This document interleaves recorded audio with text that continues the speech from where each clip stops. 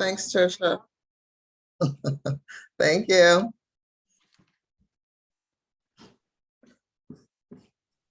Are we able to bring it up on the screen?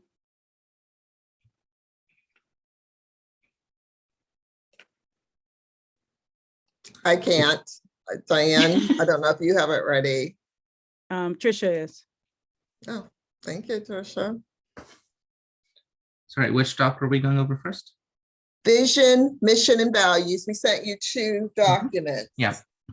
So that first, what, if any, feedback, questions, comments do you have about these 3 parts of the future direction for the organization?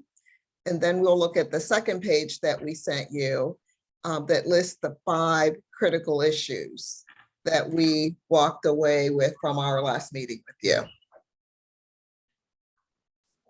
So I'm just going to read off a little bit of what Karima sent some notes that she just wanted to add to the discussion. She wrote, for values, did we want to include something about the environment?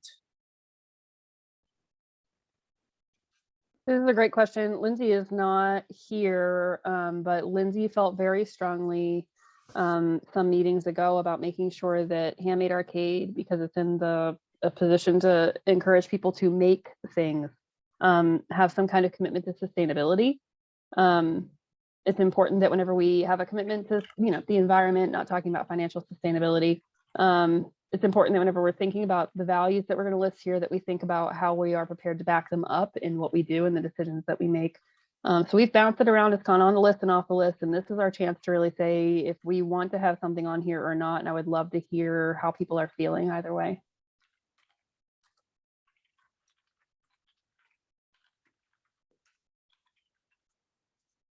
I'll talk about this a little bit because I think I said the last time we met that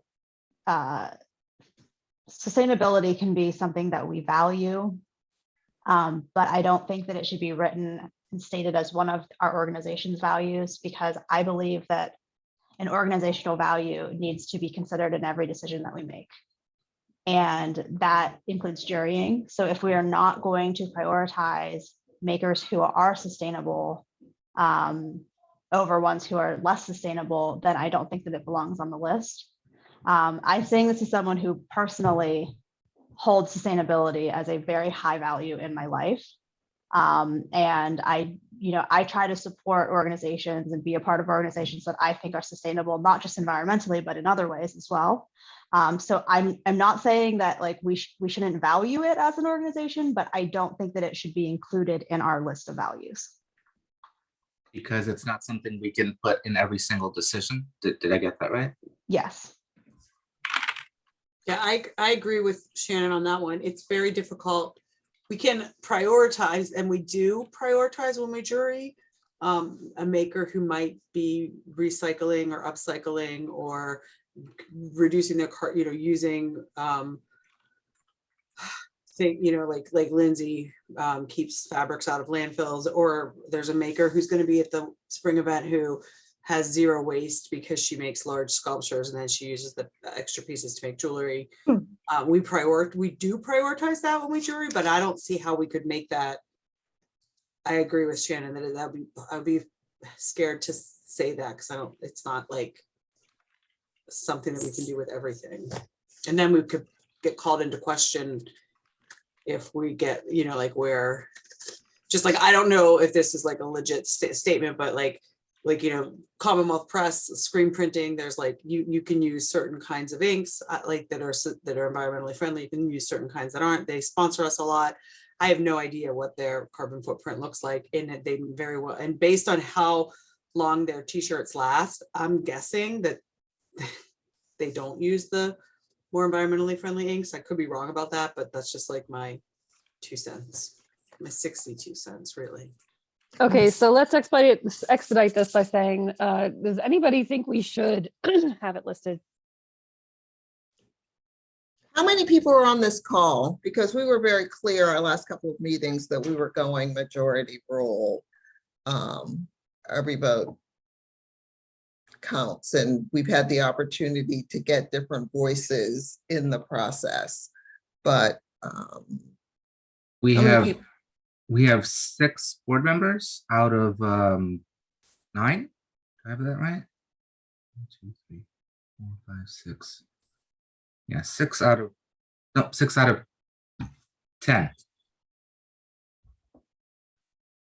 Yeah, I don't think we have to revisit it or add anything. Nobody wants to argue for it. Nobody has anything to add. So does anybody have anything to add or edit or any questions about vision, mission, or values? I just have a couple wordsmithy type things that I'll throw out. So the first one, are we intentionally using the word empowered in both the vision and the mission? Or do we think we should choose a different word, maybe a similar but different word in the mission? So Like that was intentional at the committee Okay. level. The intention, not that we have to stick to it, but the intention being that if we want a world where people are empowered, then we have to find a way to empower them. So they're meant to be connected. We envision a world where people are this, and so we do that now by X, Y, and Z. Okay. And then just in the first one where it says, I got a little tripped up when I got to the can achieve. I was wondering if we wanted to use kind of parallel sentence structure where you say empowered to share their craft and to achieve their creative potential. Because I feel like I tripped on the word can. I like that. I tripped on that word too. Okay, great. Grammatically That's what consistent. I like that. that's what it's all about.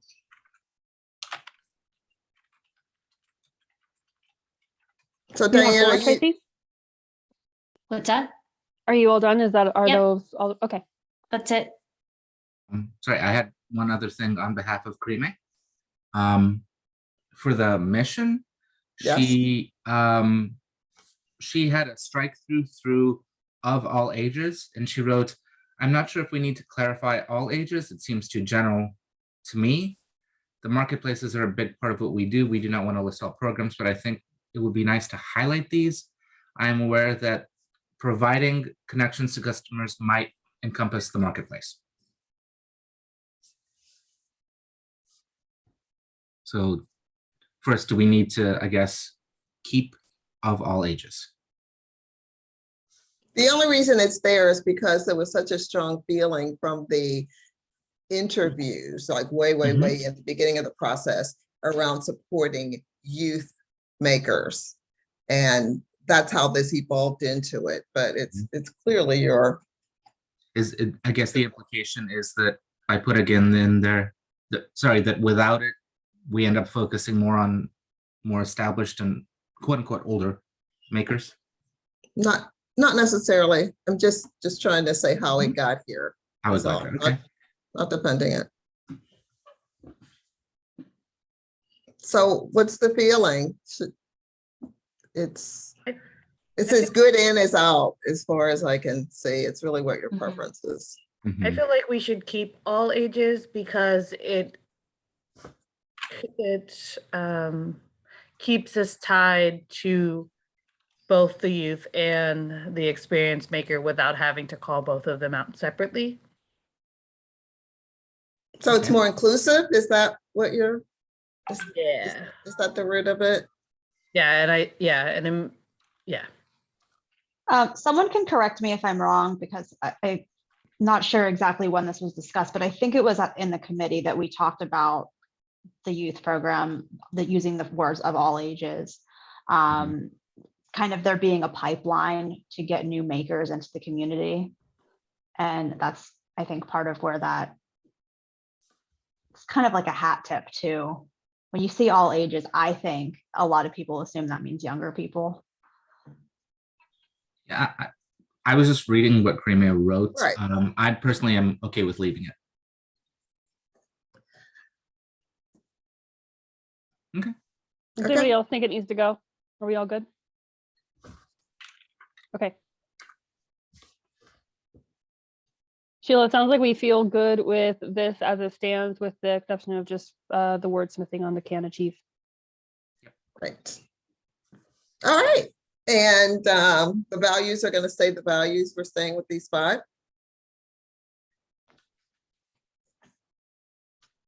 Yeah, I'm okay with that. Okay, great. So part B is looking at the 5 critical issues. And based upon our conversation from the last meeting, where we said we didn't want to tie ourselves down to be too specific on things, we are presenting back the year 1, year 2, year 3 model, as opposed to breaking anything into quarters or things like that. So the question is, are these the right 5 that are going to get you to where you want to be organizationally by 2025? And does it feel balanced enough? I can't see the full document, but I have mine in front of me. So I don't know if anybody doesn't have it with them. I can see faces covering up your 3. Diane, I don't know if you can adjust that, but. Tricia has the control. Oh, okay. All right, well. So I'm sorry, I'm gonna speak up again. I'm just again Please. reading what Karime Yeah. had written. She wrote for item number 5, year 3, increase the number of non-white makers. She writes, I know one of our values is anti-racism, and I think we talked about this in the meeting, but I know one of our values is anti-racism. Are we focusing only on racial/ethnic diversity, or do we want to include gender, LGBTQ, etc.? It's okay if that's our focus, will initially be the former. I just want to clarify. Right, and that's a good point. And I thought we had an in-depth discussion about that and came down on this, On this one. this thinking. So if there's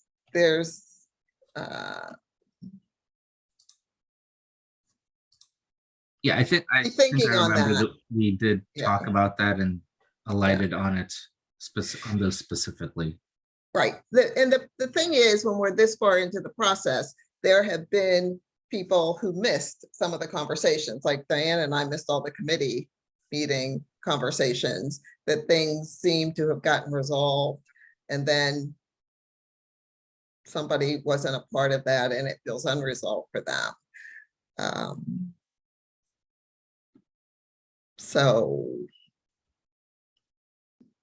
we are hoping that tonight we get resolved as to what we want to say we're going to do over the next 3 years and the spacing out of those things. So if there's somebody on this call, I know you're representing people who aren't on the call. If there is a strong, I can't live with this, we need to address that. But if maybe it's not my first choice, but it seems to make sense for the organization, then we go with that.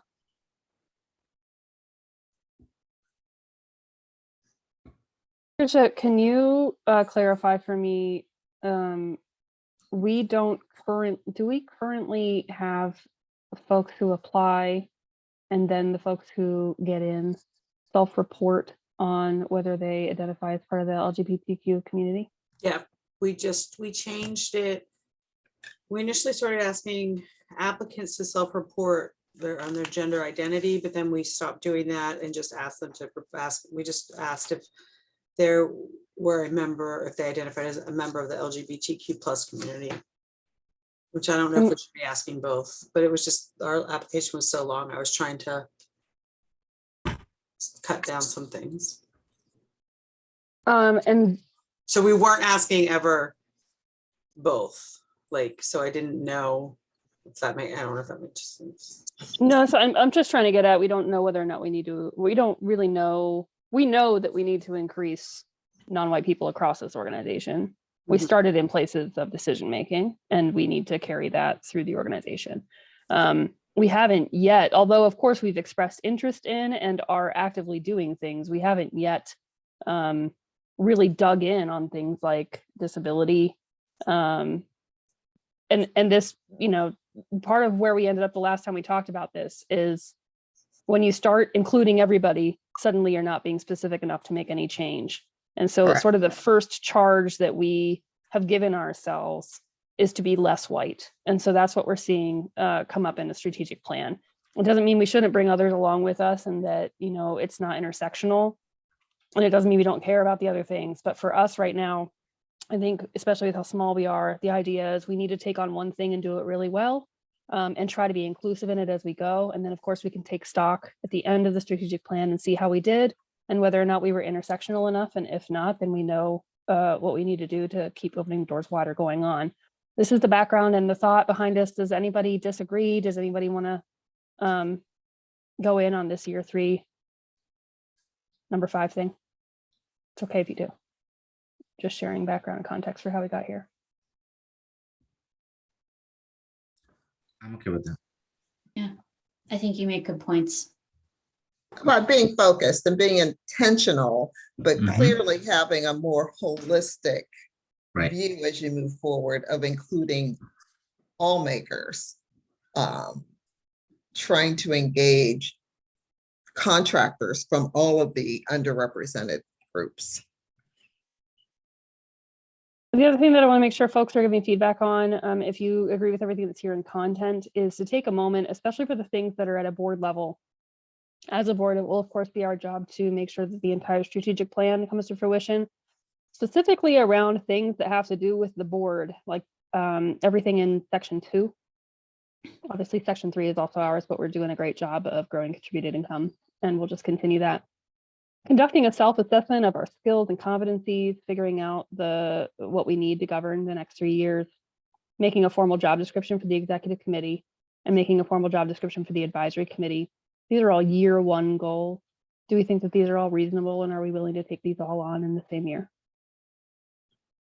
Can I ask a question about what is year 1? Like Yeah, I was going to ask that too. Year calendar one is, I'll answer as a consultant. Generally, year 1 would be when the board approves this plan. If that's June or July, 12 months out, 12 months out. That would be my response, but Okay. Jackie is chair of the board. She might have another. What do you want to be the first year, Mia? Well, I was thinking, Thanks for asking. Right. I would think maybe year 1 is 2023 is year 1, 2024 is year 2, and 2025 is year 3. Right. But that's what I would think. I think it really depends on when we finalize this and whether we want to go mid-year to mid-year. Does that make sense in terms of when we're the busiest with other things? Does it make sense to have the year end in the summer? I think it probably does, because if we have it end at the end of a calendar year, I think we're consumed with the winter event in the last quarter. So, I think maybe June to June makes sense. I agree with that. But And if I we think push beyond June, then I think we need to kind of consider, do we lighten up what we're trying to accomplish in year 1 because we're going to have a truncated year? Or what do we want to do? Mhm. I agree with Tracy's thought that starting in June would be nice. I think that we're not going to want to wait on starting these things. Like, we're going to be working on them anyways. So to have it be formal and have metrics around our objectives, I think is helpful. I'm a little bit concerned about number 5, both the idea, the engaging in collaborative projects and programs that strengthen relationships, with the third one being in year 1, knowing that starting in July, like I start running and I don't stop until the end of December. I don't have time to collaborate in new projects or programs. So I wonder if we could move that to year 2, because I could really start focusing. We could start identifying folks that we want to maybe collaborate with, and then like dig in January. But I'm hesitant to put that into year 1, because I really will only be able to work on that for part of year 1 if we start in the summer. I agree with that, Trisha. And year 2 is light on grow contributed income. So I think it would make sense to move the collaboration into year 2. Okay. We'll make that adjustment. Do you want us to late? I have one more actual comment, and I don't know if this is like helpful or not helpful. But I wonder, like, when we talk about tracking data and reporting, I wonder if in year 1, we add under number 4, something along the lines of like evaluating our application, because I was going to talk about that in my executive director report anyway, like getting some input from some, you know, like people, if anybody was interested in taking a look at the way the data that we're collecting with our application, and just make sure we're collecting the right data before we start thinking about software solutions in year 2. I think that's a good point. So are you suggesting that we include that evaluation maybe in year 1, like do that before we move on to the year 2 goal? Yeah, I mean, and unfortunately, the application for the winter event's going to open in June 9th. So that doesn't give us a ton of time to like make a change for maybe the December. I mean, it gives us time to look at it, and I like think of things, but it will be open for a long time.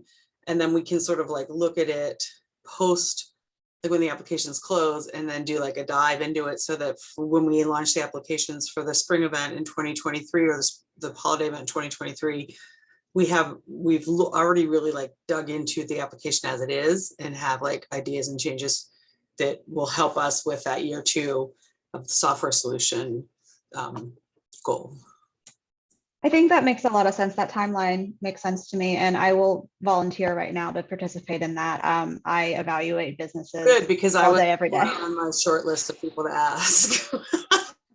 So what is the specific language that Diane and I should put in? Just evaluate program application, just evaluate, like what Think do about, yeah, like I think evaluate the market, evaluate the data collected for program or market applications, because we're hoping to get, I don't know, Jackie, you're a better thinker and talker than me, so something along those lines. This is like, I don't know, Sheila, maybe Jackie could just come up with it right now. Maybe she could give words to my. Jackie's like inside my head along with Sounds about right. personalities. I think the crux of it is that we don't want to evaluate the data that we're collecting. We want to evaluate the data points, right? Like we want to know whether or not the areas that we're asking, like the survey questions and stuff, to see whether or not they're appropriate and actually useful. Yeah, so like evaluate the applications, evaluate the post-event surveys, evaluate like any kind of like data we're collecting for if we have workshops, things like that, to make sure we're getting all the right info, so that then we can figure out how. So is it evaluate data collection forms? Yes. And everybody's gonna know what that means? I mean, everybody that needs to know. I think so. Okay. I'll probably forget one. Okay, so the word application is out. It's just evaluate data collection forms. Can we just I say don't- data? Should we just say data collection? Like we need to evaluate data collection, how we're collecting it, where we're collecting it, what we're collecting, right? Just like, I think that'll probably do the trick. Okay, so just evaluate data collection. Thank you. Before we move on, I just want to say, I don't think we answered Jackie's question about the year 1 goals under critical issue number 2. Thank you, Shannon. My opinion is that it's very doable in year 1. Maybe we would need a subcommittee or a committee to accomplish that. But I think that in addition to the executive director job description and review, those are all like human resources. I would help with that as well. I'll volunteer now. And- Sheila wants to say something. Yeah, I guess when I read this, I don't know how many meetings ago we started talking about this. I just assumed, again, from all of the boards that I have served on, that this would be something that you would have a consultant do the heavy lift for you, that you wouldn't necessarily have board members doing these tasks. They would be interviewed and compiling the information for the board to give feedback on and approve. Again, that costs money, of course, but when you're looking to strengthen the organizational effectiveness, is that the best use of the board's time to do this? That is something that you can clearly find lots of diverse consultants, racially diverse consultants that do this. And maybe your time is better spent doing something else. A thought.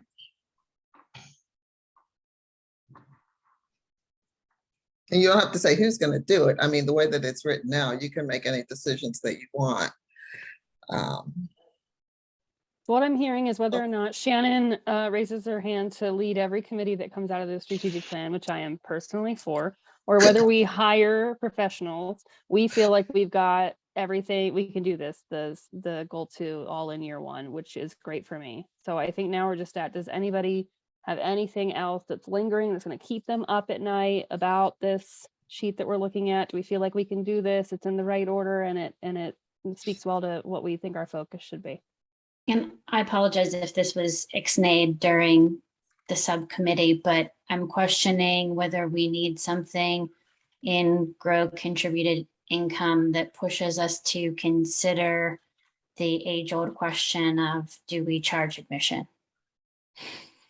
Even if the answer continues to be no each year, does it need to be a question in there that we continue to ask ourselves? That's really great, Tracy. Is part of the reason that we tried to sneak in the grow contributed income and took earned income out of it is because it means we don't have to make this part of our strategic plan, and we can just continue to kick it around in discussion in board meetings. So that was strategic on my part. Okay.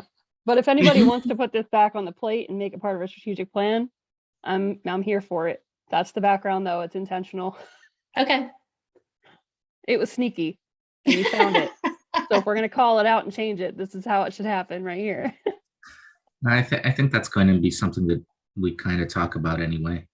Mm-hmm. At the end of the year with that, it'll probably be brought up anyway.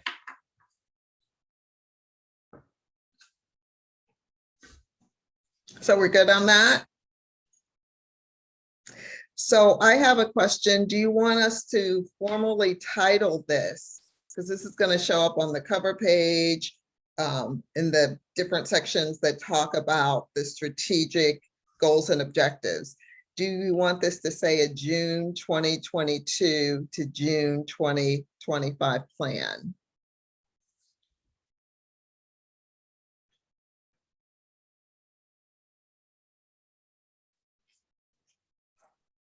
All right. I saw one thumbs up. I would say yes. Okay. Okay. It's just an edit. I definitely felt that everybody was on the same board. And can I, in addition to what you just said, Sheila, so year 1 will be June 2022 to June or May 23. And then June, okay.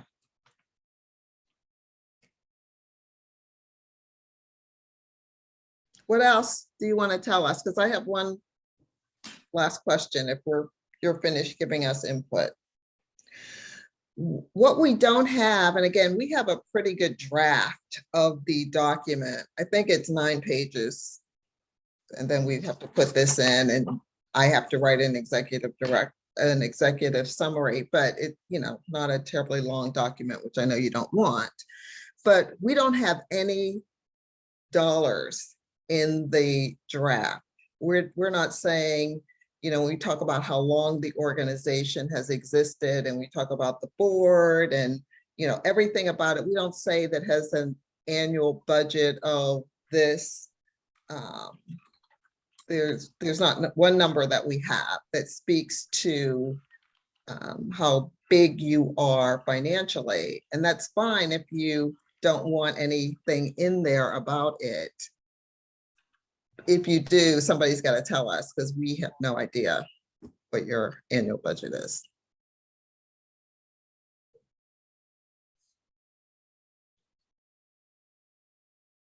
I don't know the answer to that. I've never done a strategic plan before. Doesn't it seem like it should have some financials in it? I mean, it gives a sense of just the size, the scope. Are you know, do you have a $250,000 budget? Do you have $200,000 budget? I guess my question would be, how are we going to use this document? Are we going to hand it out to people, and do they need that kind of background as to, you know, this is how big we are and these are our goals? Or is this just an internal use document? And if that's the case, you Well, will hear shortly what our budget is when I do the financial report. Well, because this strategic plan was funded through kind of an arts capacity building program, right? It just seemed to make sense to say something about you're a mid-sized organization with an approximate budget of X.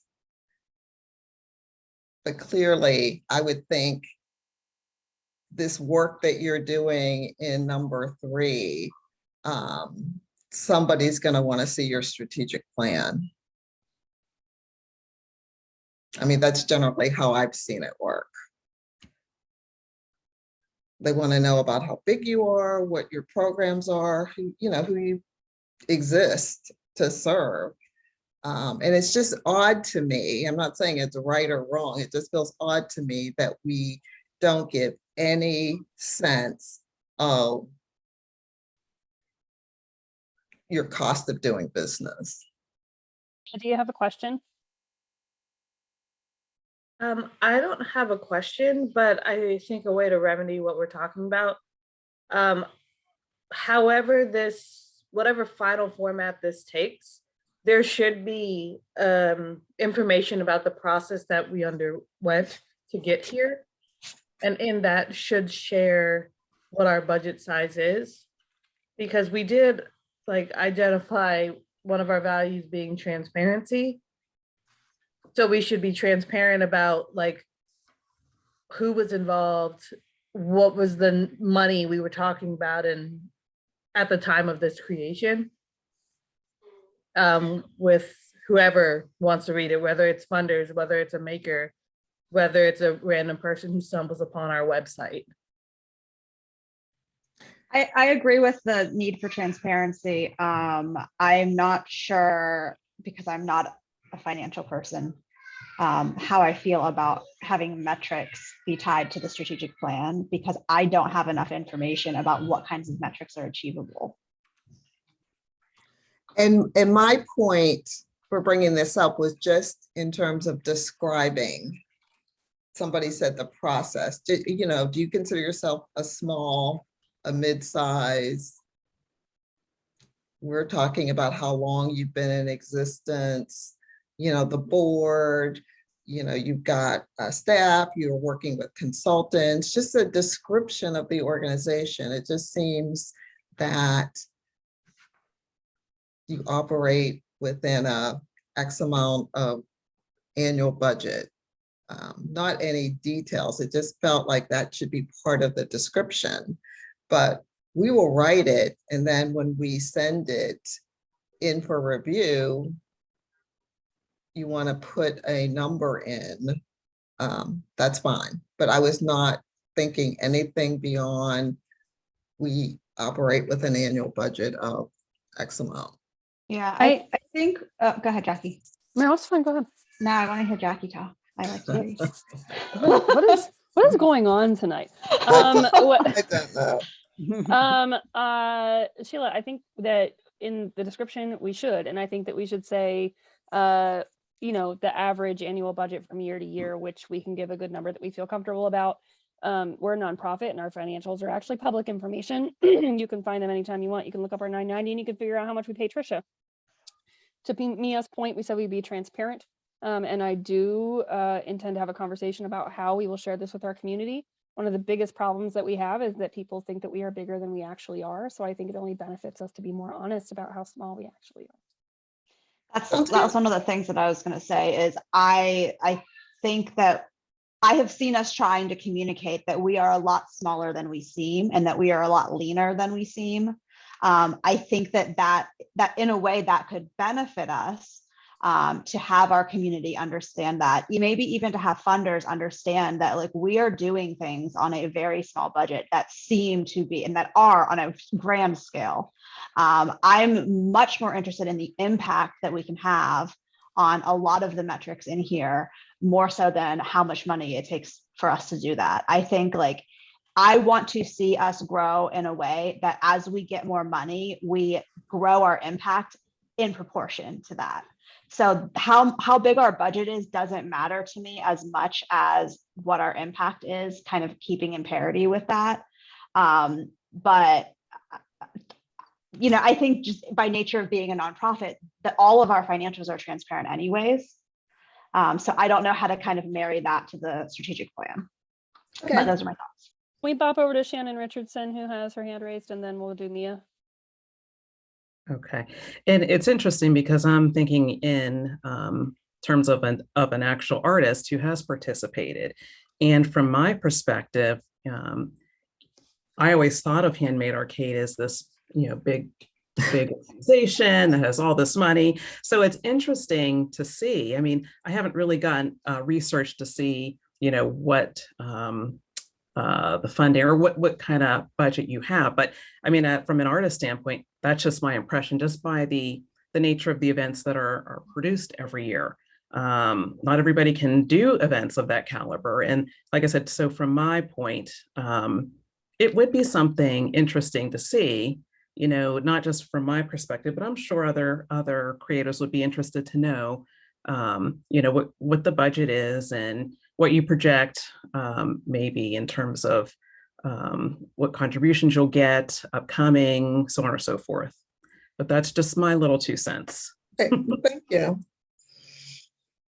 Mia?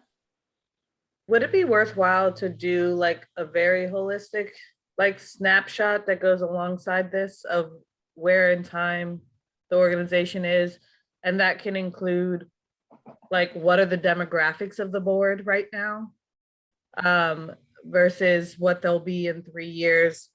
What is the demographics of the non-white makers that are participating in our events right now, and making them public ahead of time versus 3 years from now and saying, we've just seen an increase of X%. And just giving like a holistic view of where the organization is right now in time. And that can be a description in many ways, alongside like the process of how we got here. Yeah, what we envision for the process is just really talking about our engagement as consultants, the number of people that completed the survey, the number of interviews that were done, the outreach to other partners and stakeholders, and then in just describing your organization, just to give some sense of size. What you just described really gets into a level of goal setting that we didn't do. We didn't say that you're going to increase your growth, your contributed income from here to there. We didn't set goals at that level. You can certainly, as you go through the end of year 1, start getting more specific in terms of this is what we've accomplished so far, and this is what we aspire to do in year 2 and 3, and plug numbers in that way. I'm not actually saying we should set the goals. Okay. I'm saying we should set the baseline and be public with what the baseline is. We don't have, like, we can say that right now we are at $4 billion for contributed income. I'm not saying we need to determine how much of an increase or put that in this goal, but just to show where the baseline was. I hear you, Mia, and I think it's a good idea. I do think it is outside the scope of what makes sense for Denise and Sheila to do, given that those are all going to be self and internal reported things. So I think what makes sense is for us to, outside of this conversation, agree on what we think those data points and those baselines should be. And then we can put it in as an addendum that's shared with the full report. So we'll take what they give us and then we can insert that as a supplement.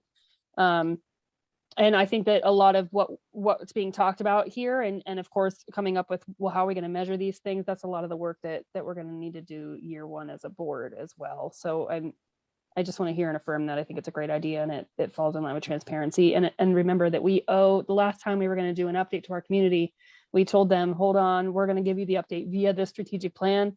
So it's important that the strategic plan feel transparent and like something that was worth them waiting for, that shares more information.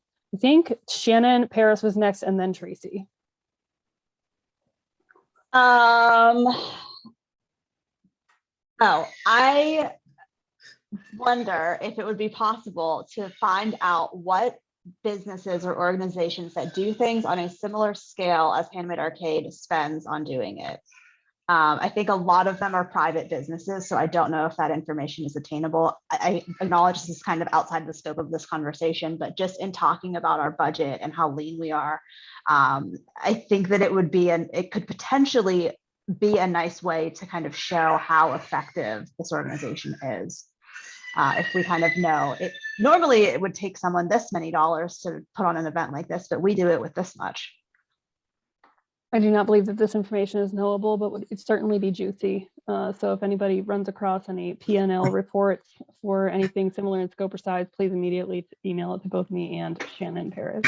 I think the challenge is that we're a nonprofit and we're doing it the right way and everyone else is wrong. That can be a quote that is a pull-out quote for the strategic plan itself, right in the lead up. We're the only ones doing it right. But yeah, Everybody that I else is was gonna wrong. say, yeah, that will be your addendum. That will be your add-on to the document that Diane and I give you. But clearly, just getting back to tailoring it, every organization that I know, you have your basic document and you enhance it, put addendums to it, depending on if you have a solid relationship with this funder or if it's somebody brand new who does not know about you. So you always, tailor it to your audience. But our job, Diane's job, my job will be to give you the basics of what the series of meetings have come up with. Tracy, what's on your mind?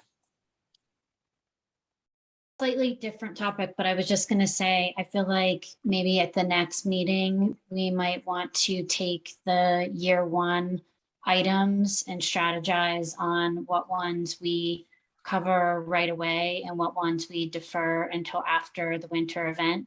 So maybe the ones that require less direct involvement from Trisha, we would start, right away while she is working hard on the winter event. And then ones where she needs to be more involved, we would defer those until after the winter event. Yeah, great. I mean, and that's what you're talking about, coming up with your implementation plan. Yeah. So as soon as this is approved, then of course your next step is, well, how are we going to implement this? And setting the priorities within the year one across all 5 goals. I see praying hands. So everyone, I don't know what that means. Those are grateful hands, Sheila. It means Okay. many things, means many things. We're just like Easter, Passover. I wasn't like sure what was. It's a Lord help me with the strategic planning process. I'm just kidding. Okay. Does anybody have anything that has gone does anybody feel unheard? Does anybody have something that is percolating? I just Hasn't been want to addressed? just clarify, like, I'm kind of unclear. It seems to me, just based when I talk to foundations and to people who want to give us money, it does make sense. And I do talk about how much we do with how much, with how little we do. So I do think it makes sense to include it in the strategic plan, our budget. I don't know if that is something like as an addendum that we add later, or I send it to create a report and send it to Sheila and Diane. I'm like kind of unclear, like what that decision step is. My recommendation is that we just, and as Jackie said, we could have gone and looked at your public reports, but we're obviously not going to put anything like that in your strategic plan unless you tell us to. So it just seemed to make sense that we would ask you what number you would like in there. So my recommendation, Tricia, is we just, as part of describing the organization that you are, you operate within this kind of a framework of I dollars think and we all should call the, ourselves small but mighty. okay, I like that. I I agree like with that. I also think we should ask ourselves how much more money than we have now will it cost to implement all of these things? Yeah, we're gonna have to do that because we're gonna go get somebody else who's not us to pay for Yeah. it. And at that time, we're gonna do that. Right, exactly. Yeah, the implementation of this is if you as a board, which we were starting to do, we'll do all of this ourselves, is a different price tag than if we're going to subcontract out HR professionals. I don't know, maybe you need to talk to an evaluator to look at all of the data collection that you're doing. I'm not sure about that. But that's the implementation. But we do have every board member listed in the strategic plan draft that we're working on, but we don't say the racial identity of the person or age demographic. We're just listing this is the executive committee, this is the board, this is the executive director. So you'll see all of that and you'll say this is too much or not enough. And that will be part of our review process.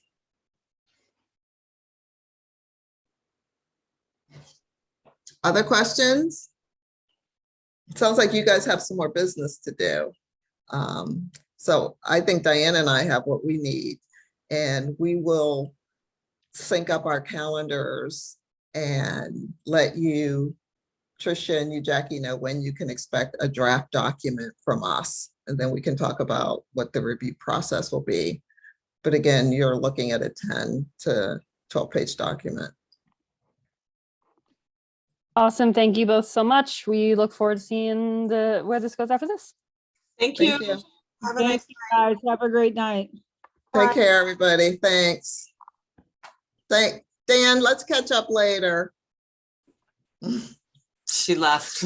Okay, I'm trying to figure out how do I get out of this meeting. You Just can give me never a leave, minute. Sheila. You can Oh my never God. leave. I wonder, I can The lower right-hand corner. remove Maybe. you. I don't want to be rude. But I can No, remove no, be rude, remove She's me. like, get rid of me, please. I got a Bye. new laptop. I can barely figure out how to turn it on. So, thank you. Bye. Bye. Should I stop Um, recording? yeah, please. I'm really glad you said that because I'm about